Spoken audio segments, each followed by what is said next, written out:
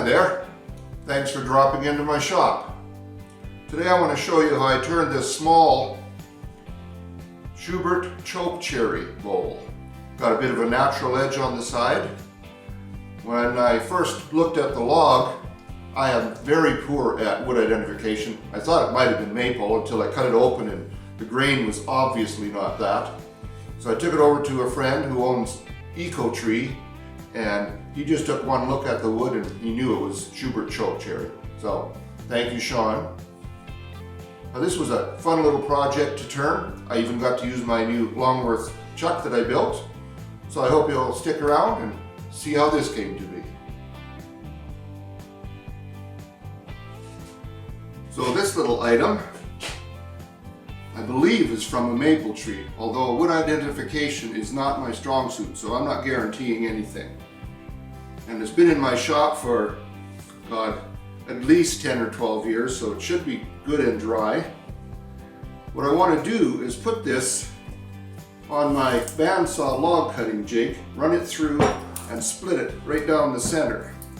But my bandsaw will only cut 12-inch height, and this is 16 across. So the first thing I'm going to do is cut these off, then put it on here and split it.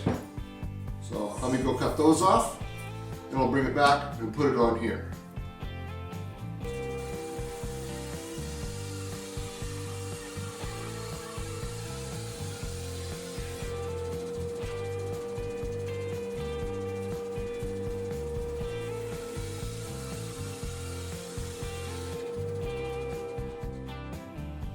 Alright, since I've got a nice flat side here, I'm going to place this up against my jig, use a couple of 2-inch screws with fender washers to attach it.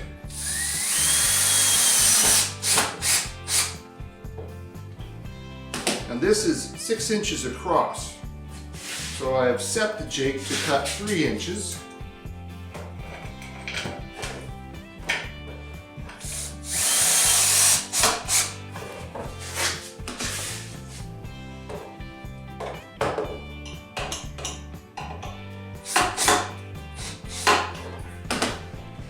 Alright, that should be held there sturdily enough. Let's take it over the bandsaw now and see how I do splitting this.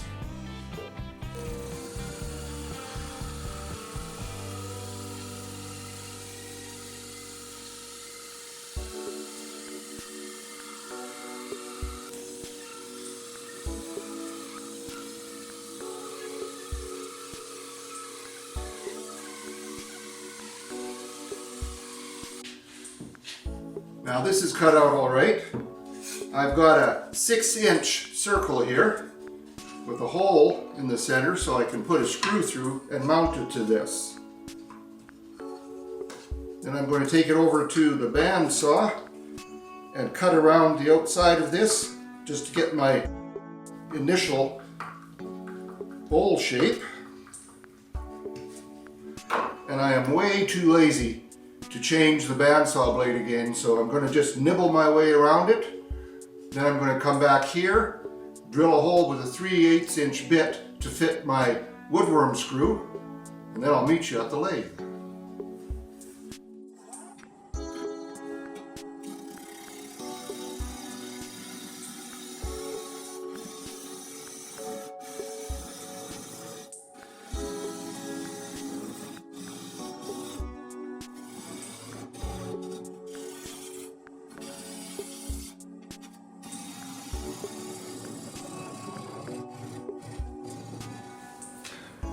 I want to put a tenon on here to fit my smaller jaws at 2.5 inches. So I marked the center, then I measured over 1.25 inches and drew a circle. And I'm going to use my parting tool to start to define that.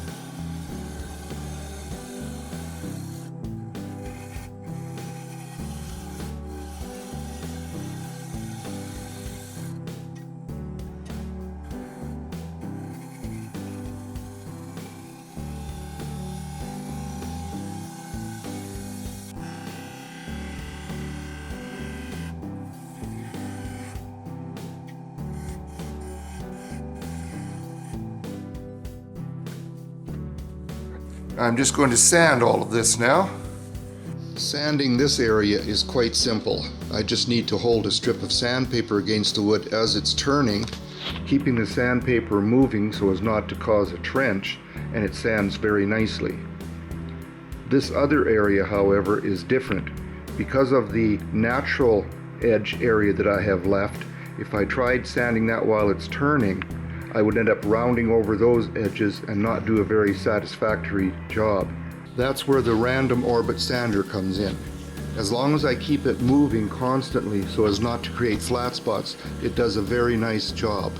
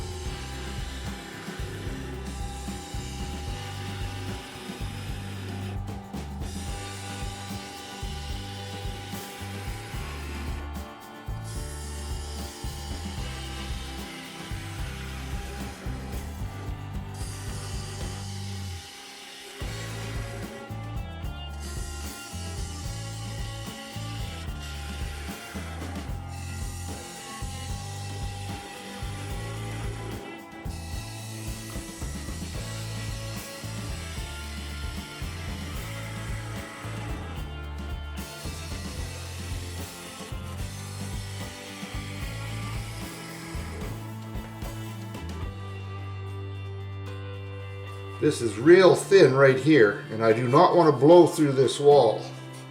So I want to give that a little bit of a cut, try to clean this up, and then just work from about here in.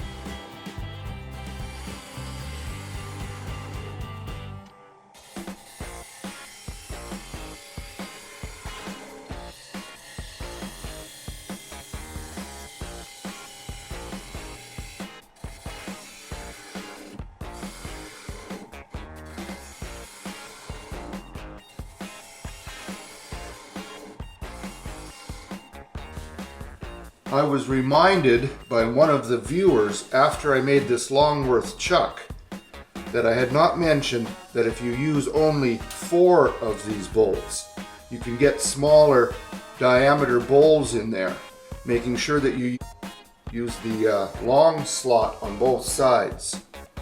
So I've got this down now. This is less than a 6-inch bowl, which is about the minimum I would be able to get with all 8 of these buttons in here. Also, on the back side between the fender washer and the wing nut, I've placed a lock nut and tightened these up as well as I can.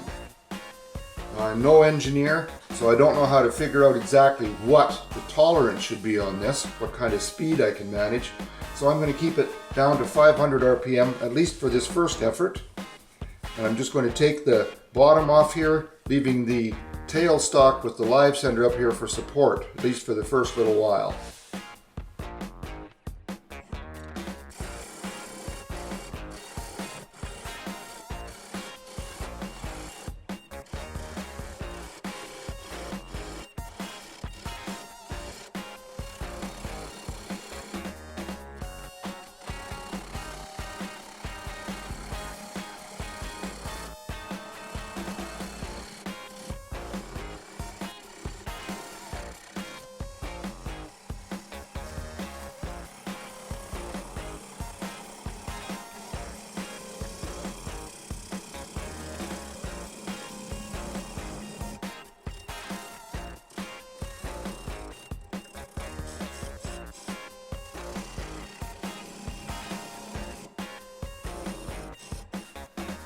one of the reasons I like turning fast is that when you've got something like this, where you've got a different hardness in this area than here, it will keep your gouge from jumping so much when it's going fast enough. I don't have that option right now, but I'll just keep taking this off a little bit more, and then I'll pull the tailstock out of the way.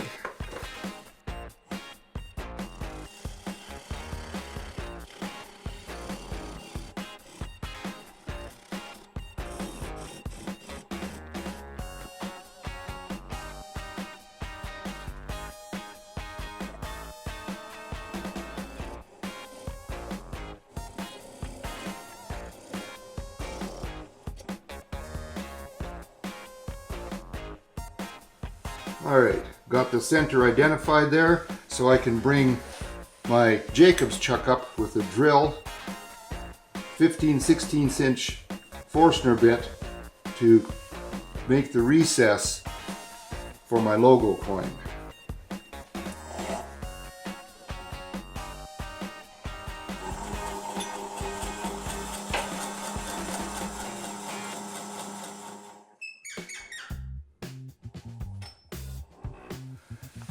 And just a couple of decorative rings with Cindy Drozda's Vortex tool.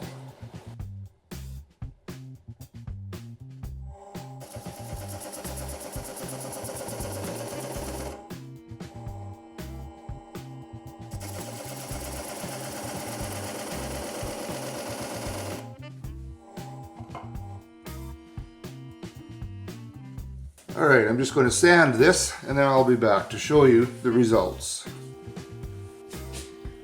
And that brings us to the end of this project. Schubert Chokecherry. First time I've worked with it, I believe. And it's got some beautiful grain to it.